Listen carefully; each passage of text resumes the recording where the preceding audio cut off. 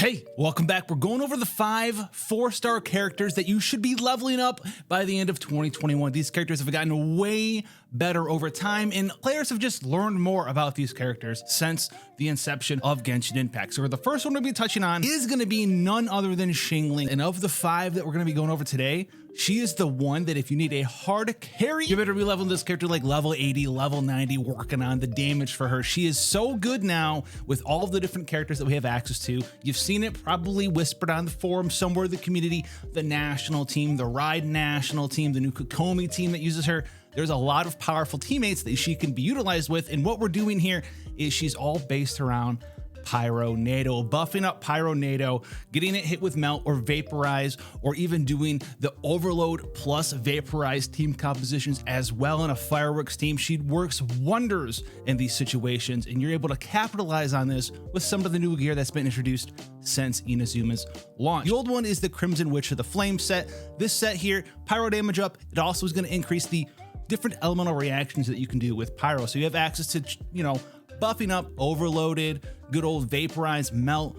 All of these things are buffed up by the set, which is very nice. It's like a free 180-ish elemental mastery out there with the damage that this does buff up. The other set, though, that is new that you can also utilize with her is going to be none other than the Emblem of Severed Fate set. Now, this is going to allow you to sort of facilitate her very expensive elemental burst in Pyro Nado. It is 80 energy. In the second that you have access to casting Pyro Nado, you better have the energy to go out there and do additional damage with this. So it's very important to have energy recharge on your character in the form of Xingqiu, and this set is going to double dip on the strength of energy recharge. The 2-piece gives you a little bit of energy recharge, and the 4-piece here also gives you elemental burst damage based on how much energy recharge you have, which is something that you want to build with her anyway, so you get up to 75%, although more than likely going to end up around 50-ish% bonus damage from this set. It's a fantastic set to run on her, and it did release with Inazuma. Speaking of Inazuma, there were 2 pole arms that are fantastic with her as well. You have none other than the good old Engulfing Lightning, which is a very energy recharge focused weapon once again, giving you a lot of energy recharge, also giving you attack based on your energy recharge. You also have access to the Catch, which is going to give you crit rate and elemental burst damage for your elemental burst, which is fantastic. If you don't have either of those, first of all, go get the Catch, fish it up. But if you don't have access to using that on your Xingqiu, Favonius Lance can help you out with the energy recharge as you sort of approach your first build on your Xingqiu. She's come a long way from the start of the game where she was like the premier Crescent Pike abuser. Now you're using her with characters like Xingqiu, Bennett, Raiden Shogun, Fischl, Sucrose. There's a lot of different options out there that you can utilize with this character. That is why she's one of the characters that you should definitely level up, especially if you're looking for your first damage dealer in Genshin. Now, speaking of Xingqiu, he is also one of the 5 that you absolutely should level up. He is near irreplaceable. He's one of the most flexible and powerful supports in the game due to his elemental burst, Guha Sword Rain Cutter. Now, this is going to do a couple of things. It's going to be very supplemental healing, a little bit of damage reduction as well, but most importantly, it's going to allow your active character to apply Hydro to enemies after they do normal attacks. This is amazing because it allows you to utilize Xingqiu in multiple Hydro-related team compositions. We're talking Electro Charged, which is very awesome, Electro Charge Taser, Electro Charge, as well as good old Vaporization teams and none other than Freeze teams. So he is the backbone character for 3 of the most popular related elemental reactions in the game. If any of those things sound good to you, which of course they're going to because they're the most popular related elemental reactions in Genshin, Xingqiu is going to be amazing for you, and that's just his support capabilities. The other thing that's amazing on him is his E, Guha Sword Fatal Rain Screen. It has one of the highest hitting and hardest motion value skills in the game. It's got a very long cooldown, but the multiplier on it is insane, and this allows you to sort of start him out low effort support character, and then as you get acclimated building up the rest of your characters, you can swing on back around to Xingqiu and start maximizing his damage, which also is amazing because this allows you to abuse Sacrificial Sword. And this sword really allows you to abuse the weaknesses of his elemental skill, the very long cooldown. You can reset that, and because that's a very long cooldown, it generates a lot of energy particles to help you fill up your 80 cost elemental burst. And then you also get to hit again with your very hard-hitting elemental skill. So once you're able to build him up for damage, you can get in there with the E, do a ton of stuff as well. Artifact selection, he's got a couple different things here. You have the Noblish Oblige, sort of full-on support Xingqiu set, get the full 4-piece here.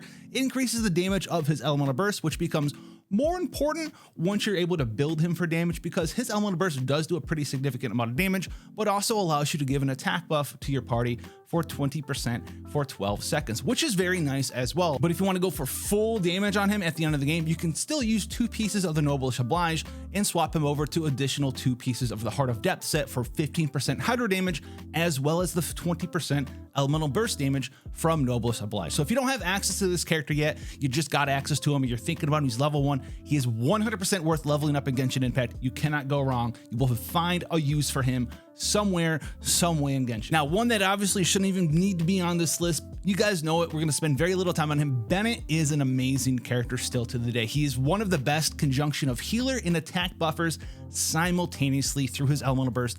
Fantastic voyage. This thing is ridiculous. The healing per second that this does is amazing. I don't even know why it's so high, but it's crazy, and it scales off of his total HP. So you can build him very easily, energy recharge, as well as HP percent to be a support. You are good to go there. It also gives you an attack bonus to whoever is standing in his elemental burst based on his base attack. So you put a very high base attack weapon on him, as well as leveling up this talent, you can have a very significant attack bonus for your active character in conjunction with the healing. Fantastic. On top of that, he's also a very excellent shield breaker in the Abyss due to the very low cooldown on his elemental skill, which is base 5 seconds, but also gets halved during his elemental burst. So you can break a lot of Fatui shields, Abyss Mage shields out there with him as well. So he's a fantastic character. And if you happen to pick up his first constellation, Fantastic Voyage, you're always going to heal and give the attack buff at the same time, and it's going to buff up the attack bonus of Bennett by an additional 20% of his base. So he's a fantastic character, excellent for doing big burst damage, consistent damage, snapshotting things, which is something where you activate a long duration elemental burst, such as something like Beidou's elemental burst or Xingqiu's elemental burst. You've guessed it, Xingling's elemental burst as well. If you're missing an animal support character, Sucrose is still a fantastic addition to your party. You build her straight elemental mastery, and you abuse the swirl related elemental reaction, which is fantastic. It scales off of none other than just your level as well as your elemental mastery rating, which is fantastic. She also is an animal character, so she gets to use the good old Viridescent Venerer set, increasing the most important part here, her swirl damage by 60%, as well as decreasing resistance to the elements that you swirl by 40%. So if you're infusing Pyro, you're swirling Pyro, enemies are going to have 40% reduced resistance to Pyro, as well as maybe you're doing Hydro, maybe you're doing Electro, whatever it is out there. This is one of the premier ways in Genshin to boost your damage. But the fun doesn't stop there with Sucrose. She also has 2 ways to further increase the damage of your party. The first one here is when she swirls, everyone else that matches that element is going to get 50 flat elemental mastery, which is very important. We've talked about how this can bump up your related reaction damage on this channel with stuff like Melt, as well as Vaporize or even Electro Charged. And then on top of that, you're building her for elemental mastery anyways, and when you swirl, you're also going to give elemental mastery to everyone else in your party equal to 20% of her own. So if you get out there, you have that big 1000 elemental mastery Sucrose build, you're gonna give 200 from this, an additional 50 from her other ascension to your entire party. She also has access to one of the best books in the game for a character like her, which is the Sacrificial Fragments. It gives elemental mastery, which, as we've said, is everything that she loves. And the ability on it has the ability, much like the Sacrificial Sword, which you've guessed it, is the ability to reset the cooldown of her elemental skill, which has normally a 15-second cooldown. So all of those things together, still, Sucrose is one of the best characters in the game as an animal support. And she just got a brand new team that loves her even more, which is going to be a variant of the Taser Squad that introduces Sucrose with Kokomi out there in Xingling, multiple of the characters we've talked about on this list. It is a fantastic team.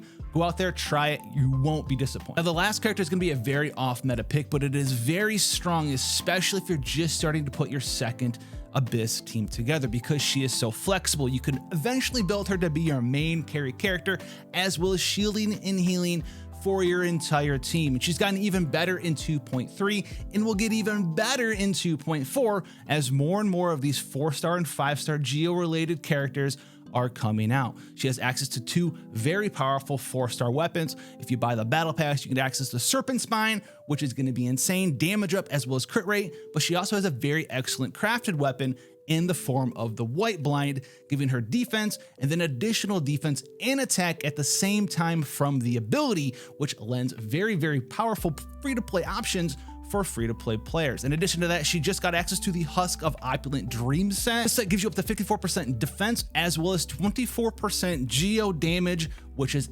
exceptionally strong and very easy to maintain max stacks on Noelle, as she is a burst support main carry, possibly character for you due to the use of Sweeping Time. You can hit very high attack stats, 4,000 plus, as well as have about 80% elemental damage, large crit chance, large crit rate, and really just go to town and be this godly bruiser, can't be dealt with, massive AoE damage character at the end game. She's going to be very prominent for you early game as a healer. Put the time and effort into gearing her up as you continue your path through Genshin Impact. She will not let you down, and you'll be very surprised, especially if you're looking for a second team in the Abyss. ×2 Geo is a very excellent place to start. You have access to Noelle, soon to be Goro, in the future Yunjin. We also have Albedo. I mean, do I even need to mention Zhongli as well? So many good options. Itto there as well. They can swap back and forth between being your big burst defense to attack ratio,